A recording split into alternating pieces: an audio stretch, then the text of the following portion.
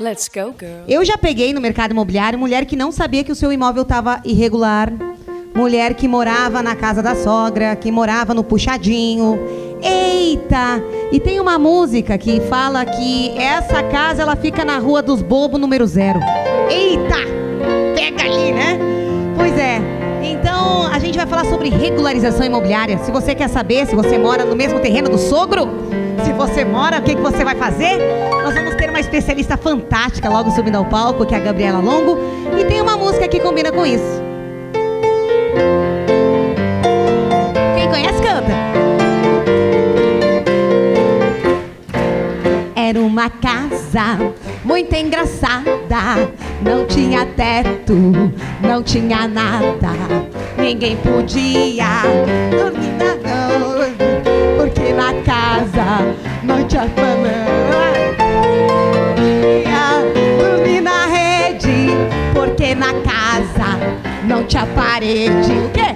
Ninguém podia fazer pipi, porque pinico não tinha ali, mas era feita com muito esmero na Rua dos Bobos.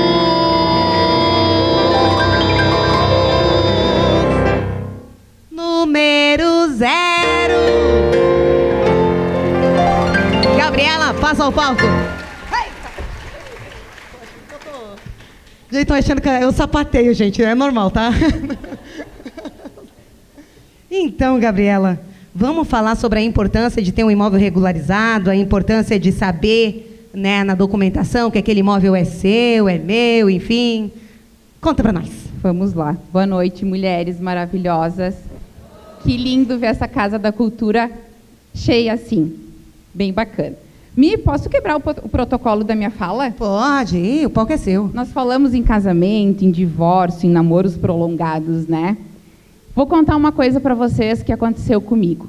Eu namoro um cara há 6 anos e quando nós começamos a namorar, ele tinha a vida dele consolidada e eu morava com os meus pais e tenho só a minha empresa. E ficamos alguns anos juntos, uns 2, 3 anos, e eu disse, mas... E a minha ideia não é casar e não ter filhos. Eu disse, mas será que a gente, né? Enfim, será que isso não vai dar algum problema lá no futuro? E fiquei pensando e fui buscar a lei. E vi que existia um contrato de namoro. Vocês sabiam que existiam isso? Pois eu fiz esse contrato de namoro, colocando a data retroativa de 3 anos atrás, quando nós começamos, e eu fui no tabelionato de notas.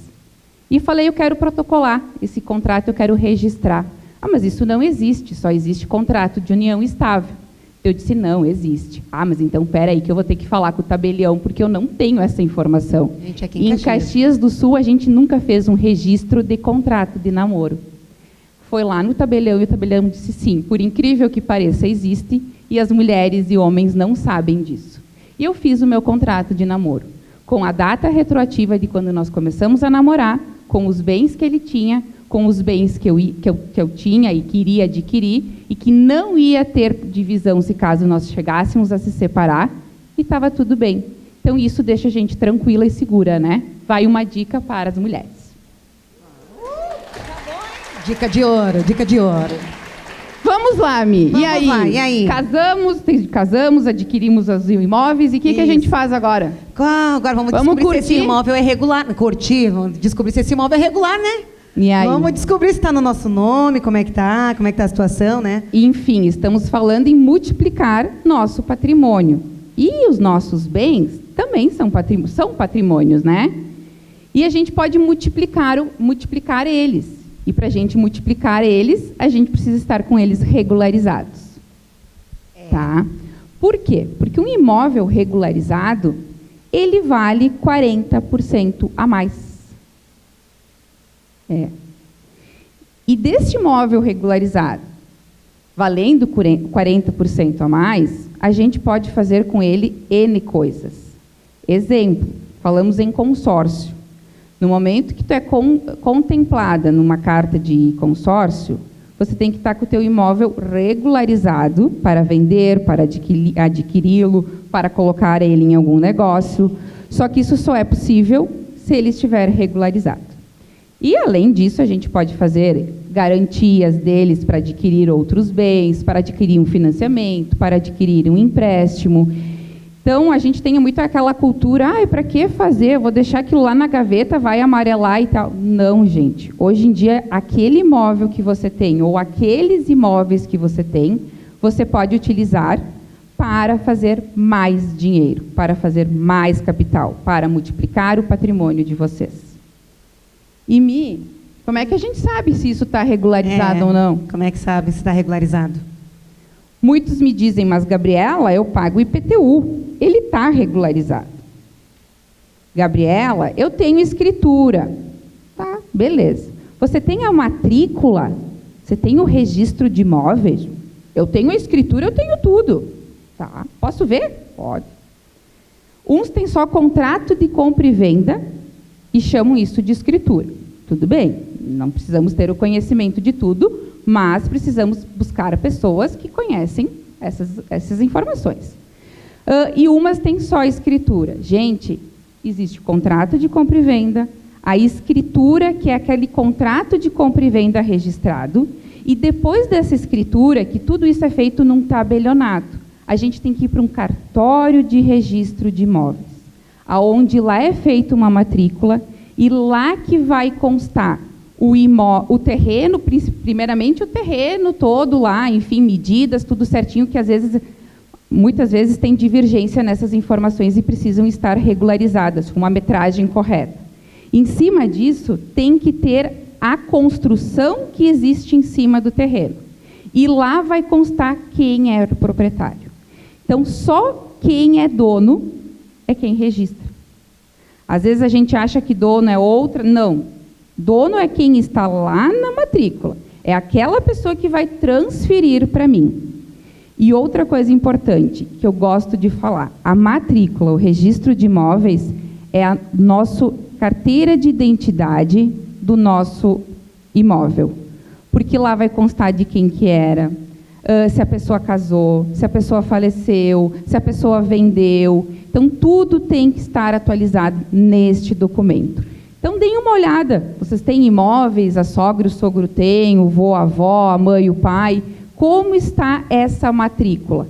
Dá para se deslocar até os cartórios. Em Caxias, a gente tem o 2, o cartório da primeira zona e o cartório da segunda zona de Caxias do Sul. Buscar a matrícula atualizada é um documento público, vocês vão lá com o CPF do proprietário, lote, quadra, enfim, e qualquer pessoa pode buscar isso, é um documento público, então. E lá vocês vão verificar, tá? E quando vocês forem comprar, sempre vão num cartório e peguem a matrícula do bem que vocês estão comprando, porque a gente vê muitas vezes as pessoas comprando gato por lebre. Eita. Isso acontece? Muito, muito.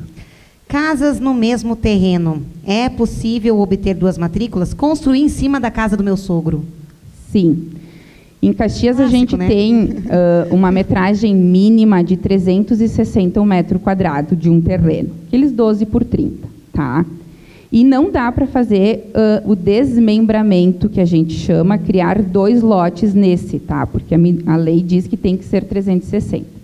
Mas eu construí do lado da casa do meu pai, do lado da casa da minha sogra, enfim, e eu quero a minha matrícula, enfim, vamos dividir as coisas, porque é o correto, né? Vocês vão ter filhos, herdeiros, e tem que estar isso regularizado.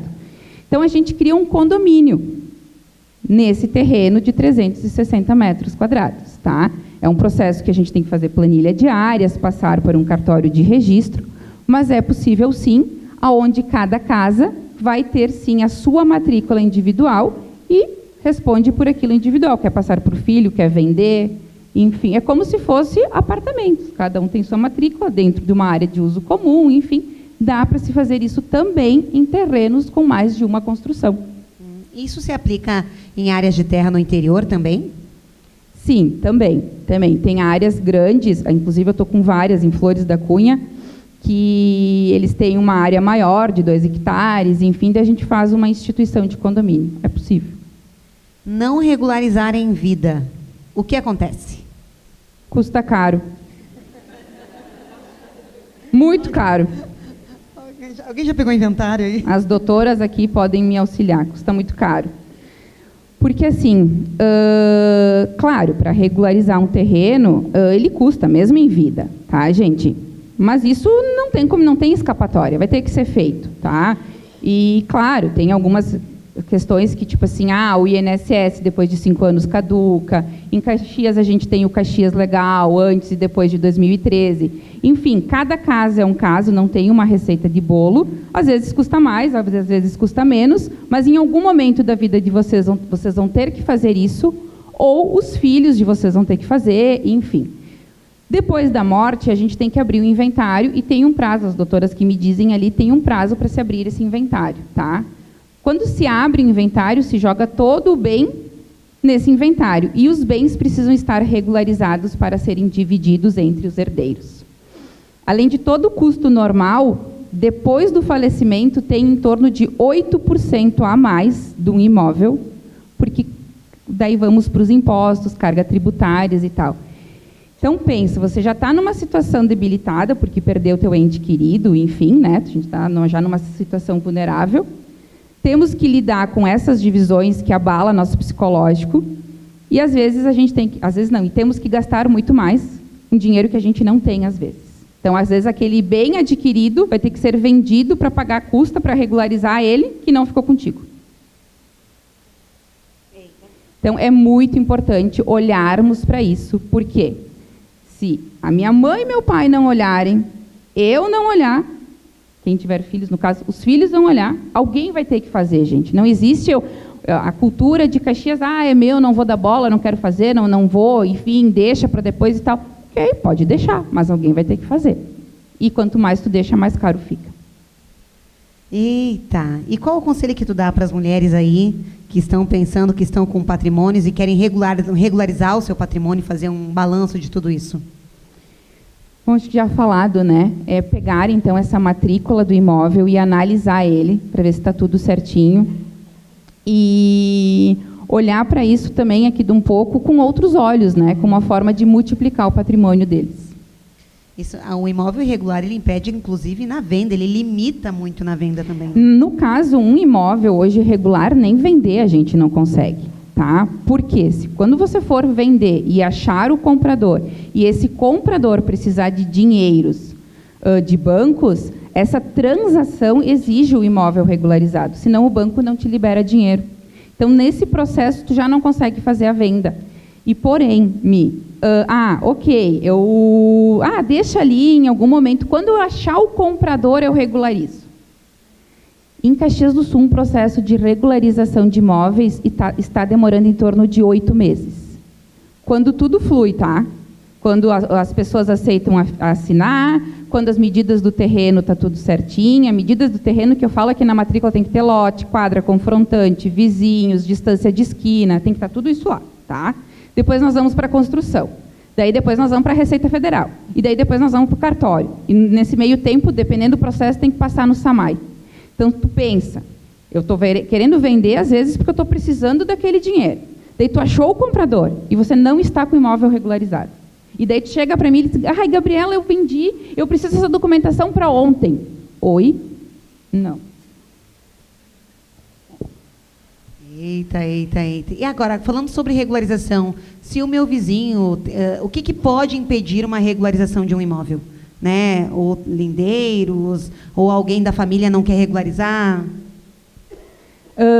Sim. Se na tua matrícula tiver várias pessoas, irmãos, enfim, um deles não quiser regularizar, temos que ir com conversa, às vezes até via judicial, porque precisa o consentimento de todos e assinatura de todos, tá? Está um pouco alto aqui. E questão de vizinhos, essas coisas, se implica numa retificação administrativa, que no pouco ele não acorda com aquela divisa, enfim, mas também via judiciais ou conversações, às vezes um processo bem amoroso, a gente consegue. Então, Gabi, obrigada, né, por você ter participado aqui com a gente hoje. Gurias, vocês gostaram da Gabriela aí? Obrigada, Miriane. Obrigada, gurias. Qualquer dúvida, meu contato, é só entrar em contato. Um abraço. Regularizar os imóveis aí. Let's go, girls.